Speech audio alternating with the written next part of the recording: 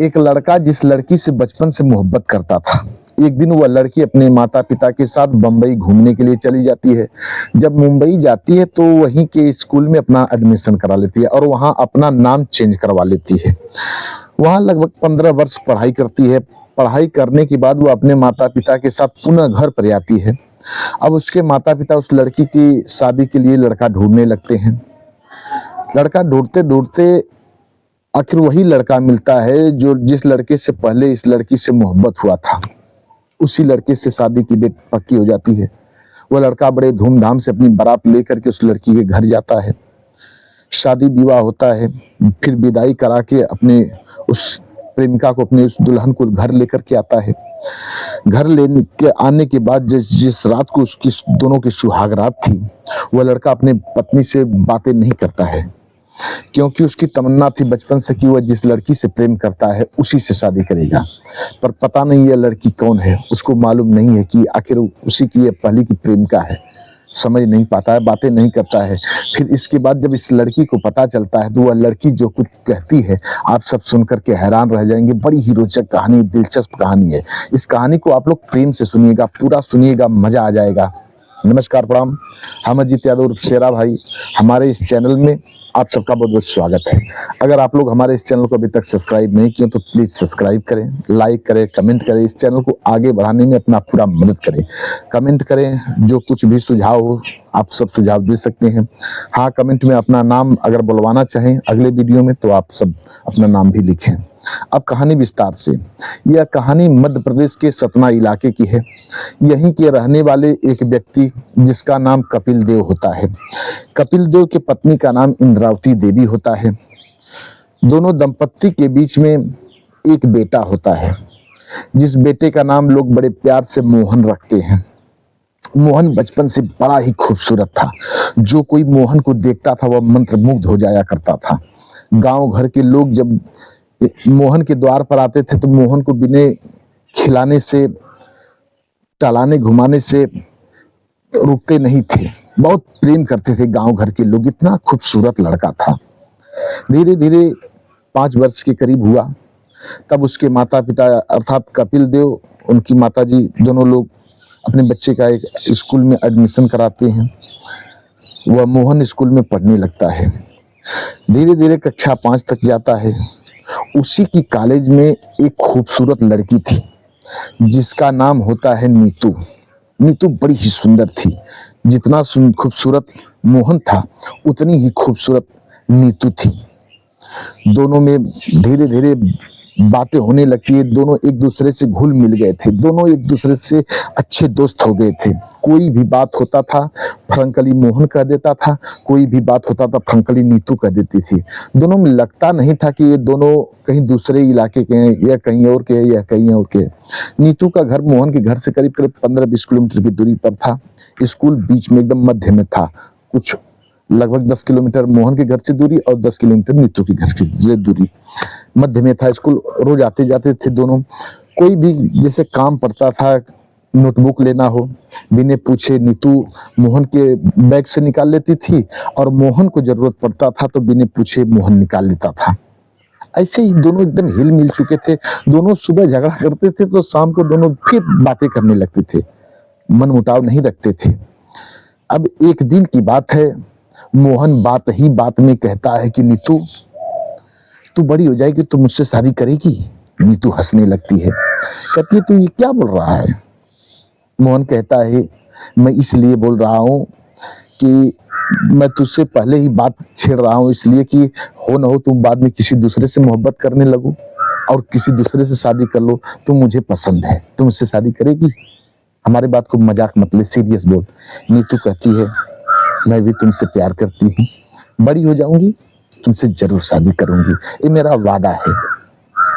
इतनी बात कह करके दोनों हंसने लगते हैं।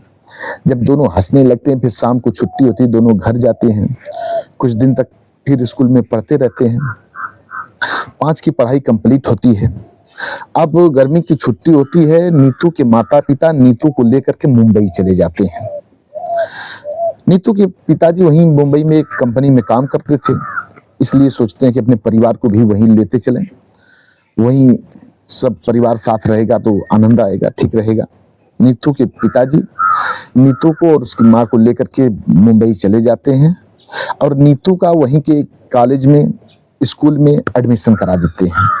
जो वहाँ का प्रिंसिपल था नीतू की खूबसूरती को देखता है तो पूछता है नीतू के पिताजी से कि इस लड़की का नाम क्या लिखें।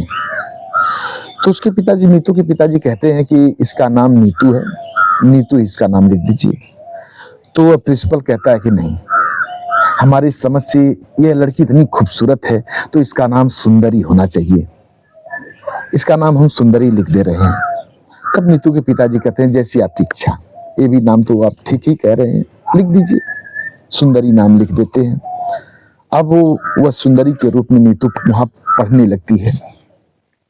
धीरे धीरे समय व्यतीत होता है, पढ़ाई कंप्लीट होती है, करीब करीब ग्रेजुएशन वहां कर लेती है।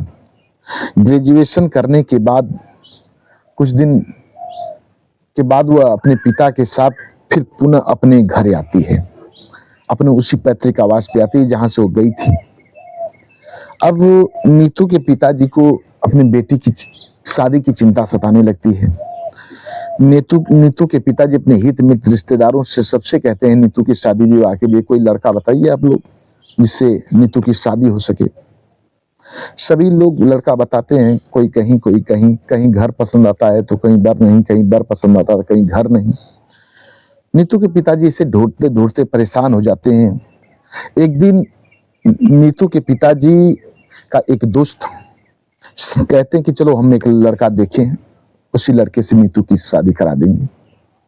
अब नीतू के पिताजी लड़का देखने के लिए आते हैं। उस लड़के को देखते हैं, वह लड़का कोई और नहीं था, वह लड़का नीतू का प्रेमी था जिसका नाम मोहन था। मोहन के दरवाजे पर आते हैं, मोहन को देखते हैं, बड़ा ही खूबसूरत लड़का। मोहन को पहली नजर में देखते ही नीतू के पिताजी पसंद कर लेते हैं नीतू से शादी करने के लिए। अब वहीं के लोग, घर के लोग मिल करके पंडित जी को बुलाते हैं, दिन तारीख पक्की कराते हैं, तारीख ब्याह का पक्की होता है और लोग शादी विवाह रखा करके अपने अपने घर चले जाते हैं। जिस दिन मोहन की शादी थी, मोहन अपनी बारात बड़ी धूमधाम से लेकर के नीतू के दरवाजे पर पहुंचता है। इधर मोहन की इच्छा थी कि मैं शादी नहीं करूंगा, लेकिन मोहन के पिताजी बहुत समझाते हैं, कपिल देव जी कहते हैं बेटा शादी कर लो। मोहन कहता है पिताजी मैं पहले जिस लड़की से प्यार करता था मैं उस लड़की से शादी करना चाहता था, अब मेरी शादी करने की इच्छा नहीं। मोहन के पिताजी कहते हैं नहीं शादी कर लो, पता नहीं वो लड़की कहाँ है, कैसी है, पहले तुम देखे थे अब पता नहीं उसका मूड चेंज हो गया होगा। अब बड़े कहने पर मोहन शादी करने के लिए तैयार होता है। जिस दिन शादी थी उस दिन बड़े धूमधाम से अपनी बारात लेकर के नीतू के दरवाजे पर मोहन जाता है। वहां नीतू के पिताजी सभी बारातियों का सेवा सत्कार बड़े धूमधाम से करते हैं, खान पान की हर व्यवस्था करते हैं। वहां के डेकोरेशन को देख करके सभी लोग प्रसन्न हो जाते हैं, खान पान को देख करके प्रसन्न हो जाते हैं। सभी लोग बढ़ाइयां करते हैं नीतू के पिताजी की, वाह भाई कोई सेवा सत्कार किया तो नीतू के पिताजी किए। अब जब सब कुछ हो जाता है तब मोहन की शादी वहां के रीति रिवाज के अनुसार रात को संपन्न होती है। जो रीति रिवाज होता है उसी के अनुसार मोहन और नीतू की शादी संपन्न होती है। सवेरा होता है, सवेरा होने पर मोहन अपनी पत्नी नीतू को विदा करा करके घर पर लेकर जाता है। इससे पहले नीतू को के बारे में मोहन को पता चला था कि यह सुंदरी है, इसका नाम सुंदरी, लड़की का नाम सुंदरी है। अब तक तो वह सुंदरी ही जानता था। शादी संपन्न होती है, सुबह विदाई करा करके लेकर के अपने घर आता है। जिस वक्त दोनों की सुहाग रात होती है, अब वो अपनी पत्नी, नई नवेली पत्नी के कक्ष में जाता तो जरूर है, जाता है पर बातें नहीं करता है। यह बात जब देखती है नीतू तो हैरान रह जाती कि आखिर ये हमसे बात क्यों नहीं कर रहे हैं। तब नीतू पूछ पड़ती है कि आखिर आप हमसे बात क्यों नहीं कर रहे हैं, क्या बात है। मोहन की आंखों में आंसू आ जाता है। मोहन कहता है कि देखिए सुंदरी जी, मैं शादी नहीं करना चाहता था, हमारी शादी हमारे पिताजी बड़े दबाव में करा दिए, उनकी तमन्ना थी कि नहीं शादी कर लो, हमने शादी कर लिया, पर हमारा आपके साथ बन नहीं पाएगा। नीतू पूछती है क्यों, क्या बात हुई? तब वह कहता है कि मैं जिस लड़की से बचपन में प्रेम करता था, मैं उसी से शादी करना चाहता था, पर पिताजी की इच्छा थी कि पता नहीं वह कहाँ गई, वो किसी दूसरे से प्रेम करती हो, चली गई हो, शादी विवाह हो गया हो, इसलिए मुझे दबाव में शादी करना पड़ा, पर मेरी इच्छा नहीं थी। अब पिताजी के कहने पर शादी तो कर लिया, पर हमारी आपकी बन नहीं पाएगी, आप हमारे घर में रहिए, आपका स्वागत है। नीतू भी रोने लगती है, कहती है आप मुझे पहचान नहीं रही हो, मैं हूं कौन? नीतू पहचान जाती है, क्योंकि नीतू का नाम चेंज हुआ था, मोहन का नाम चेंज नहीं हुआ था। मोहन समझ गई कि वही हमारा प्रेमी है बचपन वाला। नीतू तुरंत अपने बॉक्स में से जाती है, एक तस्वीर लेकर के आती है। बचपन में दोनों मोहन और नीतू एक साथ तस्वीर खिंचाए हुए थे, उसी तस्वीर को लेकर के आती है नीतू, मोहन के हाथों में रख देती है। रखने के बाद कहती है इन तस्वीरों में से पहचानो कि इन दोनों तस्वीरों में कौन कौन है। मोहन जब अपनी तस्वीर को देखता है तो पहचान जाता है, कहता है कि ये तो मैं हूं और ये मेरी बचपन की हमारी प्रेमिका है जिसका नाम नीतू था। दोनों को पहचान जाता, अब खुद को पहचानता है और नीतू को भी पहचान जाता है, कहता है कि ये मेरी बचपन की प्रेमिका है और ये मैं हूं। तब नीतू अपना घूंघट उठाती है, कहती है जरा ध्यान से मुझे देखो, मैं हूं कौन? जब ध्यान से मोहन देखता है, कहता है नीतू।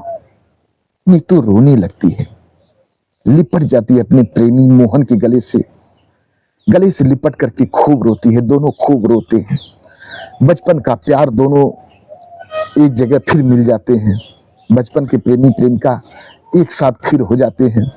भगवान का प्रारब्ध देखिए, दोनों को एक साथ ला करके फिर मिला देते हैं।